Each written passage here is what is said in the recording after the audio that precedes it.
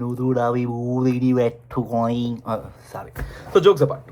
So coming back to our topic, ఇందాక మనం అనుకున్నాం కదా, what's the reason behind any అవతారస్.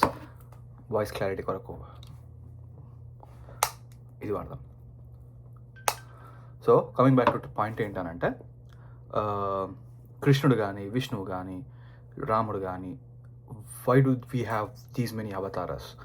So మన అంకుల్స్ కానీ, తాతలు కానీ మైథాలజీ ప్రకారం ఎట్లా చెప్పిండ్రు అని అంటే, ఇట్లా విష్ణువు వాళ్ళ కళలో కనబడి నేను ఇట్లా అవతారం తీసుకుంటా, అండ్ నా అవతారం వెనకాల ఉన్న పర్పస్ ఏంటి అని అంటే రాక్షసులను హతమార్చుతాం. Perfect, well and good. And మనం ఇప్పుడున్న కరెంట్ సిచ్యువేషన్కి ఆ కథ వింటే, I mean most of this advance అనుకునే, సో కాల్డ్ అడ్వాన్స్ అనుకునే సిచ్యువేషన్స్ లోపల ఆ కథలు వినంగానే సైంటిఫికల్గా ఎట్లా పాసిబుల్ అని అనుకుంటాం. So if you want to discuss about science and scientifical research, so there is something called 5D beings. So ఆ 5D బీయింగ్స్ గురించి మాట్లాడాలి అని అంటే we need to have lot of knowledge about physics. Unfortunately నాకు అది లేదు, అది మళ్ళీ ఎప్పుడైనా మాట్లాడదాం. బట్ నాకు తెలుసుకున్నది కొన్ని విషయాలు అబౌట్ అవర్ ఇతిహాసాస్ and the metaphors behind all these things. So ఒక అవతారం వచ్చింది అని అంటే, దుష్ట శిక్షణ అని అంటే, it's not just about the external రాక్షసాస్ or enemies, it's about our mind.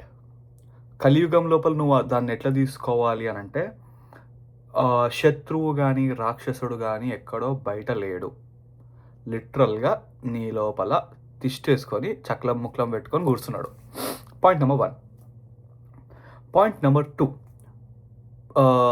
దుష్ట శిక్షణ, శిష్ట పరిపాలన. సో మంచిని ప్రేరేపించుకోవాలి. సో మంచిని ఎట్లా ప్రేరేపించుకుంటావు? ఆ థాట్ని ప్రొలాంగ్ చేయాలి. అన్ఫార్చునేట్లీ మనమున్న సోషల్ మీడియా కానీ ఈ కరెంట్ ట్రెండ్ లోపల you cannot prolong positivity, you can only prolong negativity. అంటే ఏదో డార్క్ మీమ్స్, అంటే నేను కూడా వన్ ఆఫ్ దెమ్, ఏదో డార్క్ మీమ్ ఏదో వచ్చింది, ఏదో ఫన్ ఏదో, నువ్వు దాన్ని ప్రొలాంగ్ చేయగలుగుతావు, దాన్ని కంటిన్యూస్గా చూడగలుగుతావు. అంతే తప్ప యూ కెనాట్ వాచ్ చాగంటి గారు రీల్స్ ఫర్ మోర్ దాన్ 5. పర్సనల్గా నేను ఎక్స్పీరియన్స్ చేసి చెప్తున్నా.